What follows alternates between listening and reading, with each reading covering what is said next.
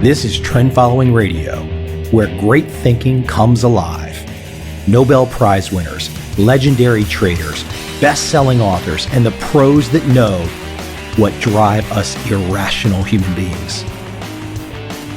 I am your host, MICHAEL COVEL. Not filtered, raw, honest. That's my passion.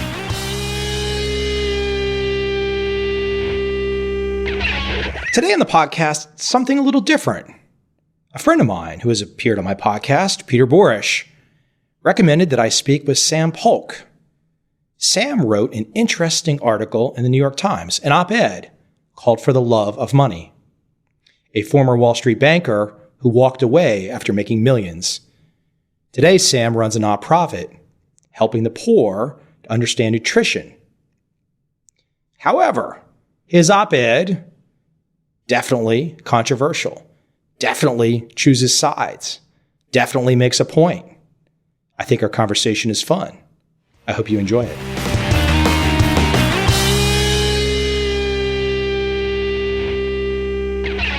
So let me jump right in. You wrote a interesting piece. I'm sure some people loved it and some people hated it. And I'm sure you knew that going in when you wrote this opinion piece called For the Love of Money in the New York Times. Would that be a fair assessment that you knew it was going to upset some people and make other people happy? Yeah, I mean, I guess that's true. Although, to be totally honest, I was surprised at the sort of level and intensity of the reaction. Explain. Well, for one, I mean, the article hit, and since then I've done, 50 to 60 interviews, have been, asked to sort of speak all over the world and received I think, I haven't counted, but my guess is over 10,000 emails from people. I'd say 99% really supportive. Some of them would be sort of what you would expect, the people that are like really angry at Wall Street. We can talk about all this stuff, but those folks, I mean, look, I think that Wall Street, has some problems right now for sure. And I also think the world just loves to judge Wall Street. But there were a lot of people that really identified with like the sort of feeling of greed and jealousy that I was talking about. And those were the sort of nice ones to read. The second sort of incendiary part of it was the Wall Street folks' reaction to it. And that one I was, I knew that they wouldn't sort of love it. And I called my sort of, 5 or 8 sort of closest friends on Wall Street the day before I put that article out. And I said, hey, I'm just calling to tell you that I'm coming out with this article. I know that you may not agree with some of this stuff, but I just want to let you know that I love you. And, this is how I feel, and I'm going to stand behind it. And at the same time, you guys are my close friends, and I just want to touch base. But, the sort of fury that came from Wall Street, was pretty startling. Well, what's a good example of that fury from your perspective? Like, if you don't have to name names, but what's a good, like, really kind of hit you in the gut where you're like, wow, I didn't expect that? I guess it was like, it was almost like what happened was like it almost went through like stages. Like the first time I called, or I put it out, and then several people came back to me and they were like, wow, it was almost like they, either they knew me or they were like, wow, this is great, congratulations, what a big success. And then a few days later, I'd get phone calls from those same people that would say, well, you're talking, I know, and they would name some people that we know that are like the most sort of arrogant on Wall Street. And they would be like, well, you're talking about this guy and this guy and this guy, right? But I'm like a good person, I'm really doing good things. And then, what I would say to them is, look, my belief is that we're all sort of doing the best that we can, and we're all good people at heart. And I'm talking about a culture and a system that goes beyond individual people, and I believe that system has some problems with it. And they would struggle with that. And then I would get the calls, a couple of days later where they would be like, how dare you this, and, you're just this, and I would say one of the things that I sort of chuckled about was like so many people were like, so because I put in there that I got this $3.6 million bonus, although it didn't make it into the article, mostly because of editing issues, that I had walked away from half of that. And that was just right when my, salary on Wall Street was really taking off. which is not to say that what I was making earlier, which was like single digit millions for a couple of years, wasn't a lot. But I got a lot of calls from Wall Street people being like, he's saying this because he has all this money in the bank and blah, blah, blah, blah, blah. And as a couple of my friends sort of laughingly said, like, you know, they would say to him, by the way, Sam has way less money in the bank than you do, just FYI. Let me dive back a little bit in time, because you're very frank in the article, and there's some things I relate to and there's some things I don't relate to. I think one of the things that I didn't relate to, and I'm curious how you feel about it, because I can already tell you're giving perhaps more of a 360 degree perspective than just the article alone. So it's always nice to talk to somebody, you know. But I think when you describe the feelings of envy or jealousy, I've had the unique ability in my life to be around quite a few hedge fund managers that have, you know, the guys that have earned the billions. And each time I've sat down with them, I've always thought to myself, well, sometimes there's, you know, they're very smart guys. They've taken big risks, and there's been a little luck on their side, and things have just gone their way. But, you know, I never had a feeling of envy or jealousy, or did I feel any less than myself, that these men or women might have had this, you know, crazy success. And I'm curious as to your thinking about that, because I've never worked on Wall Street, but I'm curious about the jealousy, envy aspect of your experience. Look, that was just the truth of how it felt to be me, you know, and it is one of the things I would say, that and the sort of withdrawal part that I talk about in the article is the thing that people have been sort of the most identified with. And I'll tell you my thoughts, which is that I do believe that we live in a culture that gives us certain messages that over time I've come to not believe in. And some of those messages are, you know, you are only important if you're successful. And success equals a lot of money, and an ordinary life is a wasted life, and the rich and famous are somehow more valuable than the rest of us. And those are, I mean, I'm just talking about sort of underlying cultural messages that come in the media, that come in every article we read and most podcasts that we listen to. And so I believed that. And I'll tell you where I believe that came from growing up in a family where both my parents were like super angry, but they also were sort of otherwise occupied. And so I kind of grew up feeling like I wasn't valued, wasn't important. And so from a very early age, I was desperate to show that I was valuable, that I was important. And so each time there was somebody that I would see that would be making more than me or was more successful than me at my age. Age was a big thing for me, because if you were older than me and more successful, fine. But if you were younger than me, that seemed like a real threat. And I really do believe that I was reacting both to the way I was raised, but also to these cultural messages that, you know, effectively give us a completely hierarchical way of seeing the world. You know, I think you're spot on about the cultural messages, and maybe that even opens up another can of worms, and maybe it's useful for people listening. But those cultural messages, it's how do you, if one agrees, and I think the vast majority of people would agree about those cultural messages you just described, how does one filter it? How does one block it out? How does one learn to not pay attention? Isn't that part of life's trick today? Yeah, I mean, look, I'll tell you my answer is that I found a Cherokee spiritual teacher. And I mean, like, you know, not everybody can do that, but I literally, you know, what I mentioned in the article was that when I started on Wall Street, I got dumped by this girl and met this spiritual teacher and started talking to her every week for 8 years. And I actually still talk to her now.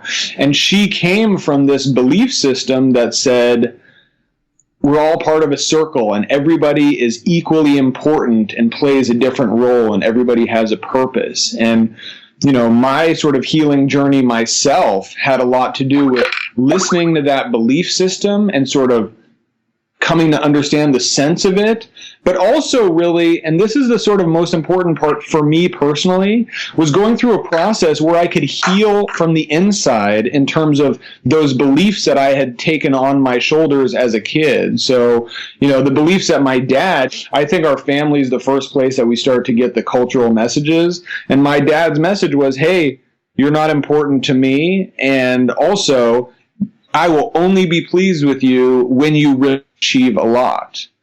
And so I've done a lot of work over the years, journaling, working with a counselor, yada, yada, all this, boring, corny stuff that was really all about repairing that and coming to trying to sort of adopt the beliefs consciously that I sort of agree with intellectually that are Buddhist principles that say our job is to be here is just to be, and that I'm no valuable, whether I start more valuable, now than I was when I was born, no matter what I've done or not done.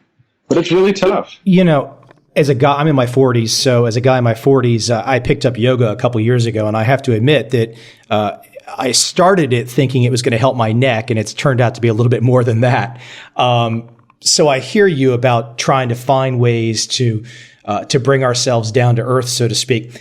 Let me give you kind of a hard question. So there are plenty of guys out there, guys and gals on Wall Street, that perhaps did not have your upbringing. Perhaps, and you're very frank about this, perhaps they did not have some of the addictions to drugs and alcohol that you did. Perhaps they were just, straight-laced guy or gal, and they've quote honestly moved up the ladder with some iBank in New York City, and they've done everything right from their perspective. Do you also have a soft spot that they're okay, or are you saying from a judgment perspective, in your experience, they're just part of a messed up system, and there's not it's just a messed up system? How do you look at that in your mind? No, look, it's a great question, and I'll tell you what I think about. And I know this is a little dicey way to look at it, but I think about a 50-year-old man in Birmingham, Alabama, in 1955. Okay, and imagine this guy grew up in the South, has a wife, 2 kids, loves them, treats his family well, doesn't cheat on his wife, doesn't do drugs, doesn't drink too much, treats African Americans very well, but he does use the white bathroom. And what Martin Luther King's genius, I believe, was looking at these bigots in the South, and instead of growing furious and judgmental like the rest of the world, he would look at them and say, look, this system needs to change, this behavior needs to change, but I love you. And who am I to say that if I hadn't been put in your shoes, I wouldn't be doing the exact same thing? And that is a little harsh of a way to look at it. But you're saying those guys and gals on Wall Street, even if they did not have some of your upbringing, you're kind of saying they're not going in the best of directions. Still saying it, yeah? What I am saying is that they're part of a system that, and not even part of, they're the ultimate beneficiaries of a system that is, in the richest country in the world, creating mass poverty, 50 million people on food stamps, tons of 1 in 5 kids in poverty. And the thing what I really want to say to those folks is not that I judge you in any way, because I don't, because not only was I there doing the same thing, but I also, sort of to your point, really believe that this is it's not about a moral failing, it's not about evilness or anything like that. And it's hard to sort of know, where the line is between individual responsibility and being part of a system. All I'm saying is that system is destructive, that I've come to see that system is destructive, and personally believe that it needs to change. Well, I look at the fall of 2008, and you watch Bear Stearns go under, you watch Lehman Brothers go under, and then it gets to Goldman Sachs and Morgan Stanley, who are both clearly going to go under without bailouts, and then the magic hand happens. And I think for those on, I've got my views on these things, but that's the tricky part from my perspective about a complete defense of Wall Street, because how in the world can somebody make a justification that Goldman Sachs is allowed to exist and did not fail under the typical, quote, capitalistic rules, and they're still in existence? And that bothers me to this day. And, I see a lot of very, and I'm a capitalist at heart, but I see a lot of people that I've seen people come out and defend Goldman Sachs and say, well, they're a capitalist enterprise. Well, hold on. They were saved by the government. The government could have bailed out some other group, right? I couldn't agree more. And I remember during that time when all these banks were failing and all these hedge funds were down 50%, and it was I really grew up on Wall Street believing that it was a deeply meritocratic system and believing that the more I studied and the more I learned about investing, that ultimately, if I was smart enough and worked hard enough, I would get to the top.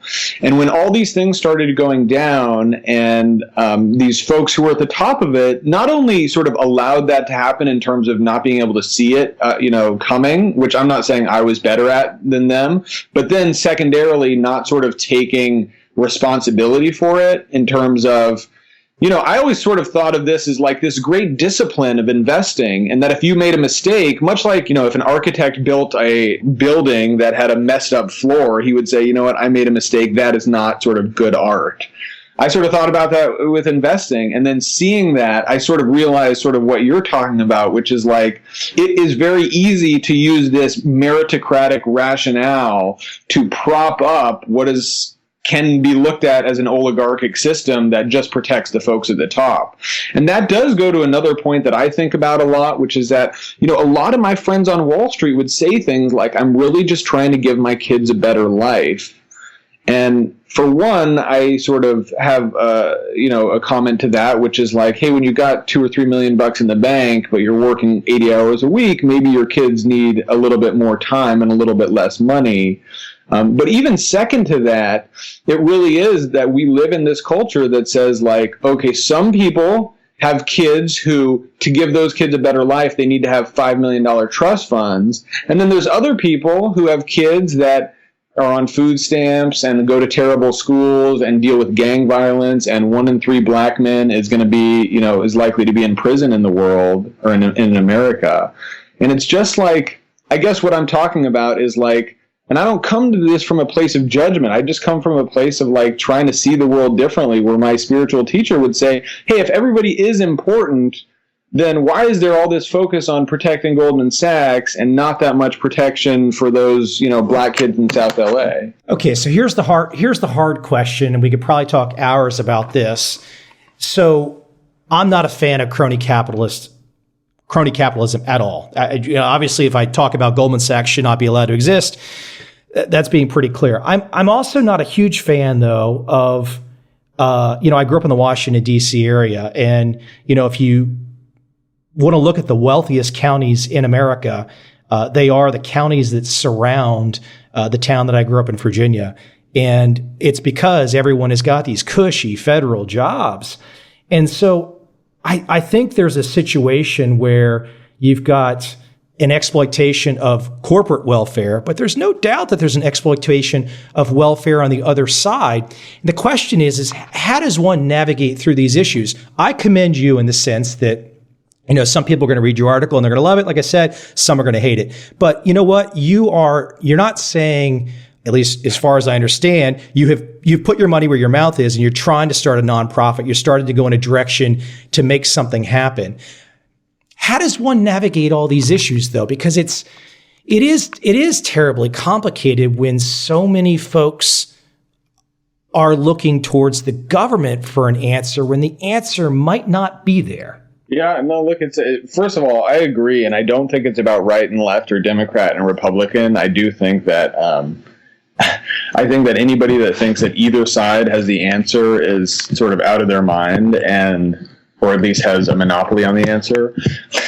So I don't know. I mean, one way that I think about it is like, when I look at sort of situations in the world, I think the first lens I always want to look through is like the power dynamics, like who has the power in any given situation. And that person, maybe I'm just a guy that always roots for the underdog, but I really want to discount what is important to those folks and play up what is important to the people that are underpowered in any given situation. And so what I mean is that, you've seen all these billionaires come out recently talking about how, hurt they are or victimized that they are.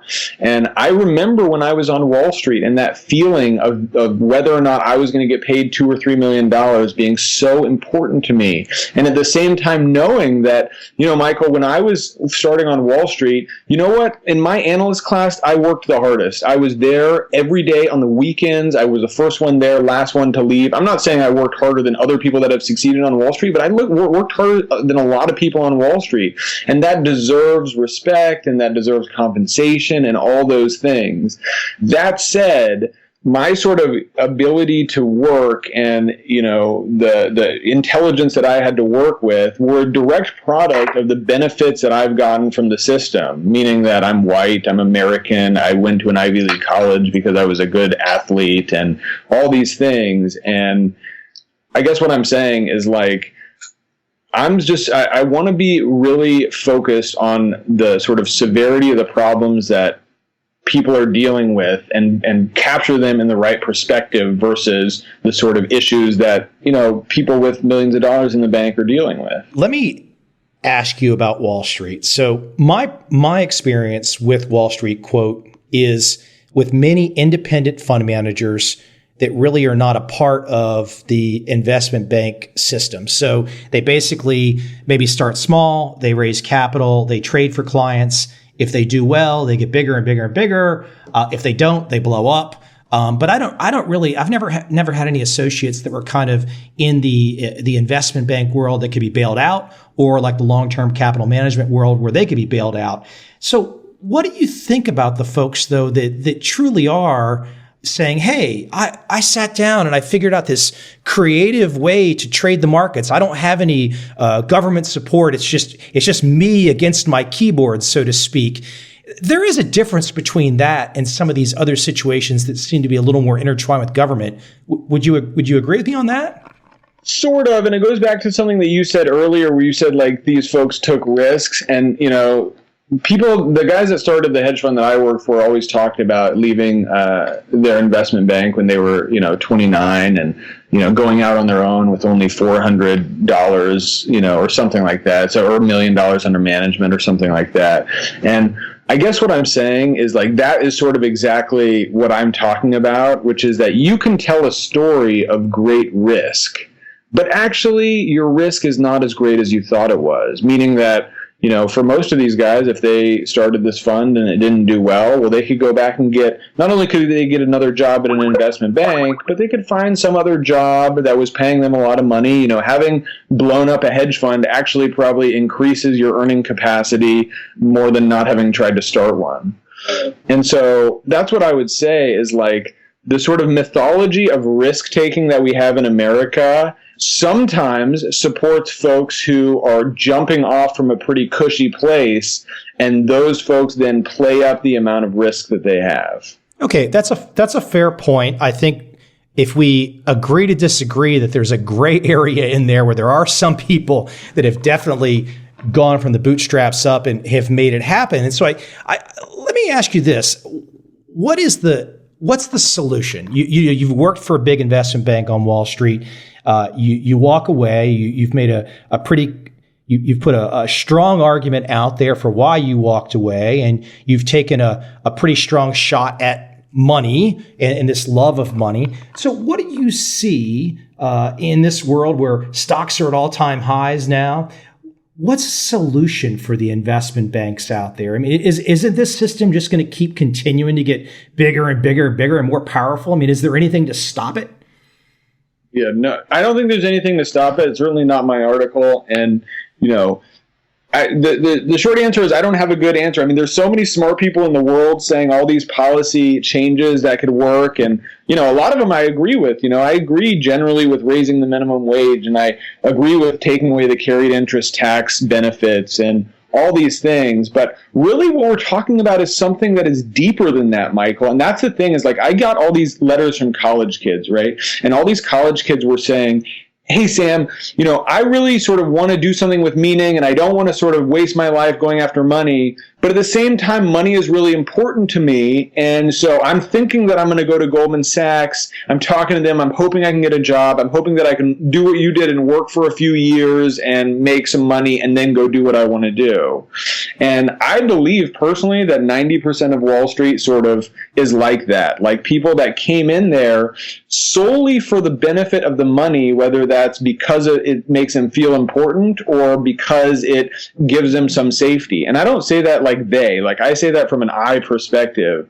And I guess the only solution that I have is like, I sort of want, I think the only way that we can change is changing the awareness that we have of all this. And so, having these Ivy Leaguers come out of school focused on their own safety and, hoarding enough money so that they're okay in the world. I would just wish that we could have a switch in perspective so that these folks knew that they actually had the least to risk in the world being like Ivy League graduates. And so they could go out and actually take risks that other people can't afford to make and use their talents and their, connections and their smarts to do some stuff that is socially beneficial. Well, let me give you, as with our few minutes left, let me give you an opportunity to go ahead and let people know what you did leave Wall Street to go do. Well, the truth is, Michael, that I didn't start Grocery Ships, which is scholarships for groceries, until 3 years after I left Wall Street because I had no idea.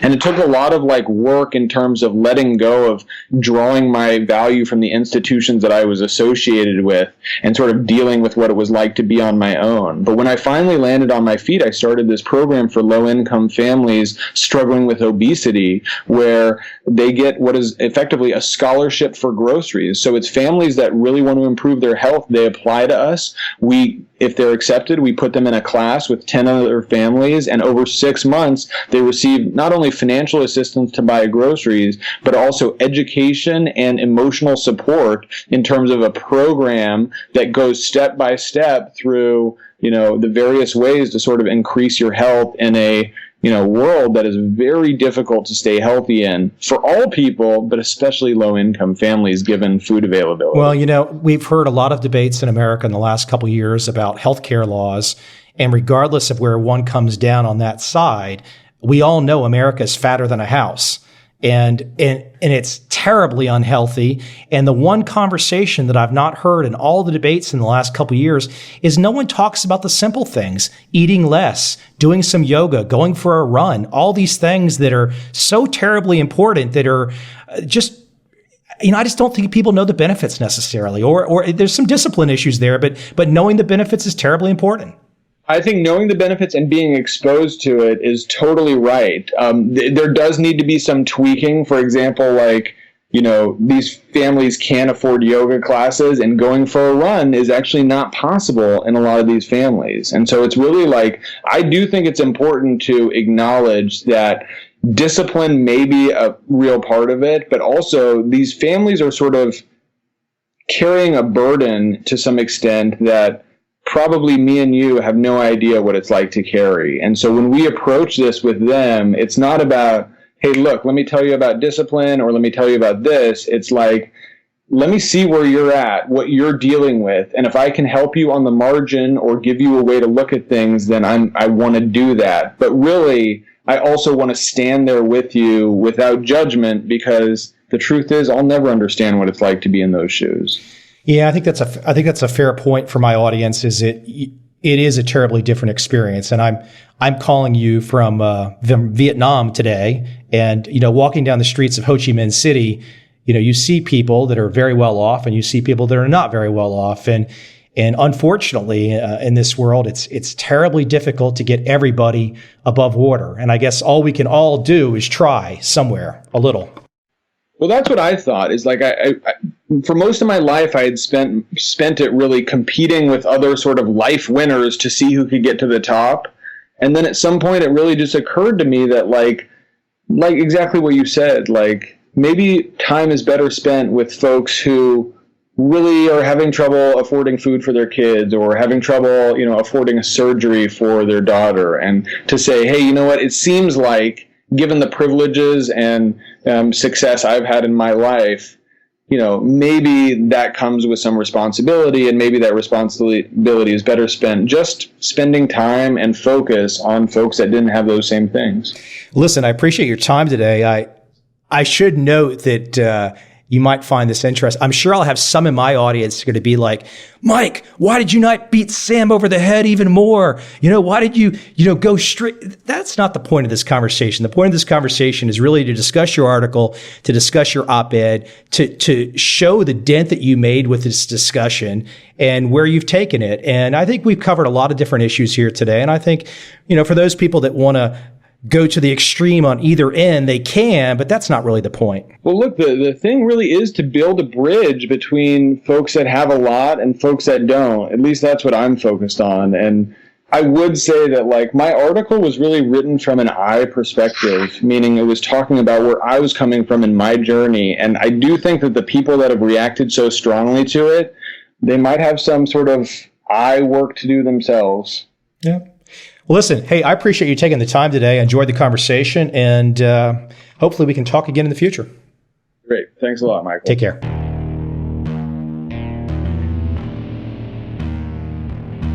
I see a time when those awake will understand how to make money in up, down, and surprise markets.